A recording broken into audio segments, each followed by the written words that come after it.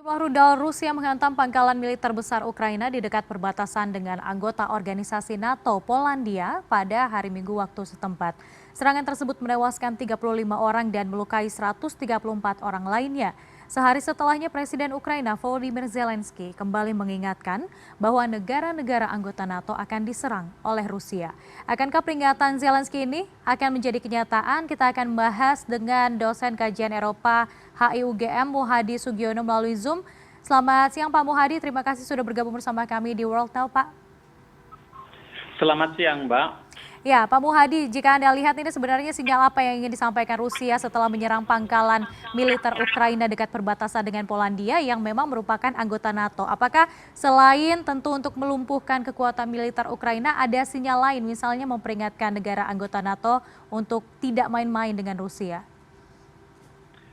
Ya, baik. Kalau menurut saya sebenarnya apa yang dilakukan Rusia ini lebih merupakan satu pesan yang dikirimkan kepada NATO untuk tidak melibatkan diri dalam konflik yang terjadi di Ukraina gini. Nah, mengapa ini menjadi sasaran Rusia? Karena sebenarnya pangkalan ini sebenarnya merupakan salah satu fasilitas yang beberapa waktu sebelum Rusia melakukan invasi ke Ukraina itu digunakan oleh Amerika juga. Nah, pada saat yang sama juga beberapa waktu yang lalu Moskow mengindikasikan ada konvoi militer dari negara-negara NATO yang terutama masuk melalui Polandia dan kemudian bagi Rusia pangkalan yang dijadikan sebagai basis untuk mendistribusikan bantuan ke Ukraina ini dianggap sebagai target yang sah untuk diserang secara militer oleh Rusia. Nah, jadi saya tidak membayangkan ini sebagai upaya provokasi Rusia untuk menarik anggota NATO ke dalam konflik, tetapi justru sebaliknya untuk mengingatkan agar negara-negara anggota NATO tidak melibatkan diri dalam bentuk apapun. Ya, seperti yang kita ketahui juga memang NATO saat ini masih ragu-ragu begitu ya menyatakan sikapnya. Tapi kalau Anda lihat apakah mungkin nanti kemudian NATO akan bersikap begitu setelah adanya serangan hari Minggu kemarin? Maaf, bisa diulangi, Mbak? Ya, setelah adanya serangan pada hari Minggu lalu, Pak Muhadi, apakah Anda melihat kemudian NATO kemudian akan menunjukkan sikapnya begitu terhadap Rusia? Nah, Presiden Ukraina memang sempat menjadikan ini sebagai salah satu cara untuk menarik anggota NATO untuk terlibat lebih aktif, tidak-tidaknya dengan jalan memblokade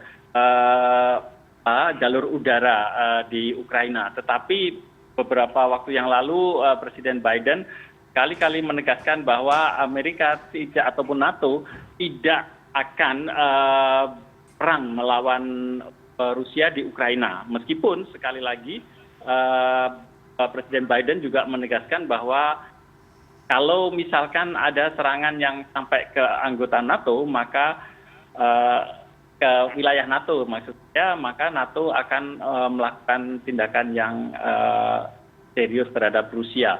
Nah, tetapi ini jelas kan hal yang mudah dan Amerika sejak awal memang tidak ingin terlibat di situ kecuali mengirimkan senjata. Nah, sekarang ini yang dilakukan Rusia adalah pengiriman senjata itu yang dilakukan oleh anggota NATO itu yang menggunakan fasilitas yang ada di Ukraina itu menjadikan fasilitas itu sebagai target yang sah untuk diserang. Lalu kalau menurut Anda apa yang kemudian akan terjadi jika Rusia nanti ke depannya memang nekat menyerang negara anggota NATO seperti Polandia misalnya? Saya kira Rusia tidak akan melakukan itu. Jadi Rusia sudah memperhitungkan secara serius untuk tidak sampai melibatkan negara-negara anggota NATO. Nah, ini memang apa yang dilakukan oleh Rusia terhadap pangkalan ini memang sangat berisiko karena jaraknya dengan Polandia kan dekat 15 km kan. Nah, itu punya kemungkinan dalam sengajaan misalkan bisa saja rudal Rusia itu sampai ke Polandia dan Polandia adalah anggota NATO dan ini bisa menjadikan dasar untuk NATO terlibat. Tetapi yang sebenarnya dilakukan oleh Rusia ini adalah bahwa pangkalan ini selama ini digunakan oleh anggota NATO, terutama Amerika untuk melatih Ukraina dan sebagainya, dan belakangan diindikasi dari situ kemudian ada pengiriman bahan peralatan-peralatan militer dan amunisi kepada para tentara Ukraina gitu. Karena itu Rusia menjadikan ini sebagai target. Tetapi saya melihat ini bukan provokasi Rusia terhadap NATO, justru sebaliknya ini adalah peringatan NATO jangan masuk.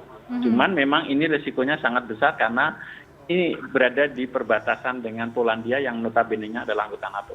Baik, jika dilihat perbandingan antara pasukan militer Ukraina dan juga Rusia ini sangat jauh ya. Ukraina 200.000 pasukan, kemudian jika dibandingkan dengan Rusia itu bisa sampai hampir 900.000 pasukan. Lalu dengan digempurnya pertahanan militer terbesar di Ukraina ini, seperti apa Anda melihat pertahanan Ukraina? Apakah memang sebelumnya di sejarah Eropa juga pernah terjadi hal serupa begitu di negara yang memang pasukannya minim pasukan militer tapi masih mampu tidak mudah begitu ditaklukkan? Ya, saya kira penjelasan terhadap mengapa Ukraina ternyata mungkin jauh dibandingkan dengan pertimbangan Rusia yang katanya dulu sempat Putin mengatakan Kiev itu bisa diduduki dalam waktu seminggu, ternyata tidak juga gitu. Kita harus bisa melihat dukungan internasional terhadap Ukraina, terutama dukungan terhadap Ukraina dari negara-negara anggota NATO yang mensuplai mereka dengan logistik dan sarana pertahanan. Ya, mereka memiliki kemampuan itu. Di samping juga mobilisasi diplomatik yang dilakukan oleh Amerika di dunia internasional, saya kira menjadikan Rusia juga harus sangat hati-hati di dalam menjalankan ini dan tidak bisa dengan leluasa memainkan peran militernya untuk dengan mudah mengalahkan Ukraina. Dan terakhir Pak Muhadi, rencananya Presiden Amerika Serikat kan Joe Biden akan bertemu dengan para petinggi NATO dalam waktu dekat. Kira-kira apa yang akan dibahas menindaklanjuti serangan Rusia dan juga ancaman begitu yang mungkin dikhawatirkan oleh Presiden Ukraina Volodymyr Zelensky bahwa nantinya Rusia akan menyerang negara-negara NATO? Saya kira saya tidak terlalu punya bayangan Rusia akan mau mengeskalasi perang ini dengan melibatkan NATO karena resikonya terlalu besar bagi Rusia. Karena kalau kita lihat meskipun Rusia itu secara militer sangat superior dibandingkan dengan Ukraina, tetapi sebenarnya militer Rusia itu juga cukup kelelahan menghadapi situasi perang yang ternyata tidak segampang yang diharapkan. Nah, kalau ini akan melibatkan NATO berarti Rusia harus siap. Dan kalau kita lihat perimbangan kekuatan militer Rusia itu kan sebenarnya bukan kekuatan global tetapi kekuatan regional dibandingkan dengan Amerika, apalagi Amerika dengan NATO. Itu saya kira akan mengubah konstelasi perang ini dijadikan Rusia tidak beruntung dalam kasus ini. Jadi oleh karena itu Rusia selalu berusaha dan lebih banyak menggunakan retorik untuk mengancam NATO jangan masuk, tetapi bukan sebaliknya mendorong NATO masuk. Itu yang sangat dihindari oleh Rusia. Baik, terima kasih Pak Muhadi Sugiono telah bergabung bersama kami di CNN Indonesia World Now. Terima kasih.